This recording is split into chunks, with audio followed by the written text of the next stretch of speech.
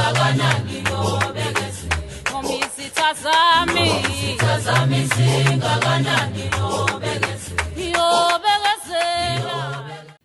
Sanibonani, ugogo uMsileko lo ozokhuluma nani namhlanje. Namhlanje ngikhuluma ngamaphupho. Ngikhuluma ngamaphupho. Amaphupho kahle into ethiwa yiphupho isibonakaliso usuke ubonakalisiwe ebusukulele ngoba phela ebusuku ile nkathi la uthi mawulele kufike abantu abadala bakini bezokhuluma nawe ngaleso sikhathi. Ngaleso sikhathi sekuthulile bona kusuke sekusikhathi sakho. Ngaleso sikhathi ke uphupha nithi niyaphupha. Thina zangoma sithi bengiboniswe ukuthi ebusuku uyabo. Ngalesi sikhathi uboniswa leyo nto. Usuke kufika abantu abadala bakini bezokutshela bekulethele umyalezo lo abasuke bewulethe ngaleso sikhathi. Njengokuthi uthulele kube nomuntu engathi ukhuluma naye mhlasimbe kube sengathi kwesinye isikhathi uhambile usesikole umdala uphupha umdala ungeve wengane kube sengathi usesikoleni kunothisha yakufundisa uthisha yakufundisa esikoleni ozozibuza ukuthi hayibo isikole into endala kangaka ngayiyeka ungabe konje ngifunda nje hayibo yini kusho ukuthini ukuthi ngiphuphe ngifunda uphuphe ngempela useklasini uthisha emile ekufundisa. Kwesinye isikhathi mhlambe uzuphuphe engathi usemfuleni emanzini amahle aqobile ashikhuluma ngendlela ezahlukenene engathi usemfuleni amanzi bahle aklini. Kwesinye isikhathi waziphupha ngitho bese ngathi mhlambe uyabhukuda emfuleni. Uyabona ke ngalesi sikhathi wena uphupha usesikoleni uthisha ekufundisa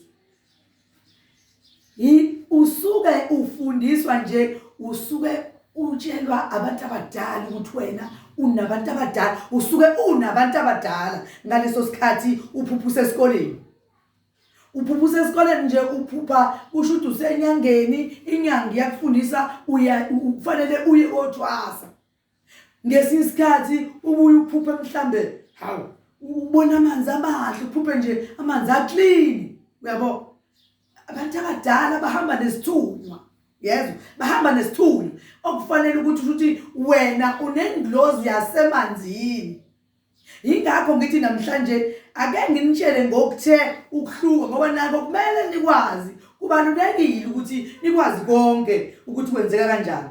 Kuyenzeka kulonjalo phupha amanzi phupha amanzi phupha amanzi phupha amanzi phupha usemfuleni uphupha usolwandle kwesinye isikhathi. Ngesikhathi lokuphupha usolwandle kunale ngilozi yamanzi kuwena ekufanele ukuthi izinto zakho mazenziwa njalo ziqale emanzini ukuze ulandele yangilozi yasemanzini ukuze izinto zakho zikhanye kahle zivuleke. Ngoba ngesinye isikhathi kuze kube athi umuntu uma ngenza izinto zami azilungi kanti khona into athi menza ayishiye le yangilozi yasemanzini. Namhlanje ikona bengithi ake nginazise kona. Ugogo uMsileko uthi manifuna inamba yakhe niza kuyithola lapha khona seqeda indaba nibe seniyayithola nikwazi ukuyithatha nigcine ngoba noma ngabe ungadingile utho namhlanje kugogo uMsileko kodwa ngelinye ilanga kukhona yokudinga ngoba kuningi osekukhona lapho. Ingakho ngithi kubalekile ukuthi uthathe inamba noma ngabe awuwadingi ukuthi ukhulume nami ngoba ngelinye ilanga uzokhumbula ukuthi hawu uyazi kunento engangayizi ukhulume gogo uMsileko. Kubaluleke ngohlobo lwesimanga. Ingakho ngithe ake nginazise nangamaphupho uqobo. Ugogo uMsileko uyabonga kakhulu namhlanje. Siyabonga amakhosi amakhulu.